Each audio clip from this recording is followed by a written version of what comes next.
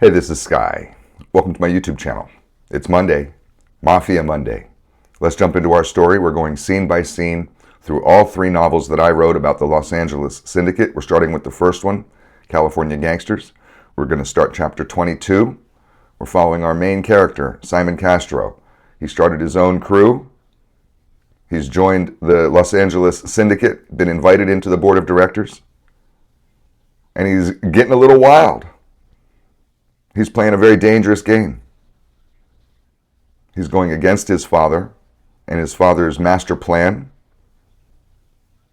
So let's continue on. I haven't pre-read this scene, so I don't really know what's going to happen. I haven't read this book or even messed with it for about 4 years. I wrote it about 4.5 years ago. Set your mood right. I got Mr. Snubby, my little Smith & Wesson J-frame 38 special. Great little pistol. Chapter 22, Mafia Monday. The next day I had my driver, Rodney, take me to the Snow White Cafe for lunch. It's up on Hollywood Boulevard. It's always been one of my favorite spots to eat. I used to go there with my father as a little kid. The second I walked in, a wave of fond memories from an innocent past that I once knew came flooding over me. The funny thing is, the Snow White was always mob-owned. The Disney-themed restaurant was nothing more than a cheesy Hollywood Boulevard tourist trap full of stupid pictures of Snow White and the Seven Dwarfs. I mean, even the menu items had silly names from the old movie. The restaurant was a good moneymaker because of its location, and my father and my uncle owned it. I sat in the back at an empty table and ordered a burger and a beer. My Uncle Frank came strolling in the back door with his big giant bodyguard about 15 minutes after I had sat down. Frank was in a good mood, smiling as he made his rounds to the various made men who were scattered about the room. With a smile from ear to ear on his unshaven face, he stopped at my table and grabbed a chair to sit down. Frank gave a nod to the waiter, who somehow knew every family member's favorite food and drink. He turned to me and said, "What's up, big shot? You don't mind if a low-level capo from the west side like me joins you, do you?" I had a bacon cheeseburger the size of a trash can laid in my hands and a basket of French fries next to me. Not food I usually eat, but it was my cheat day. I usually stayed on my strict diet. When Frank sat down, I had just taken a big bite. I gave him a nod and a smile with a mouth full of food and ketchup on my cheek.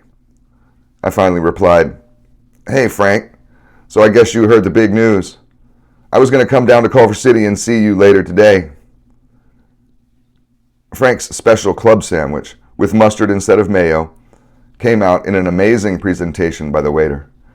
As soon as the plate hit the table, Frank grabbed a corner of it, pulled the little sword out of the top, and then opened his mouth back like a crocodile. That fat fuck ate the entire triple-decker segment in one bite. He chewed maybe once, maybe a half a time, and then swallowed it down like a python eating a rabbit. Frank looked around the room and then back at me and said, "Simon, I know you better than you know yourself. Your plans are written all over your face.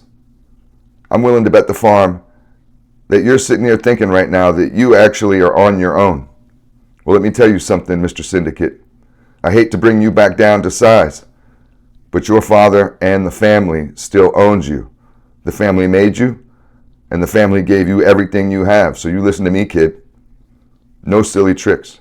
You just play along, capiche?" I had a mouthful of fries and a handful of a bunch more. I replied, "Is that what you think, Frank? You think you guys own me?" "Well, the board of directors has rules, and I read them, and it says differently. My grandfather's chair is independent."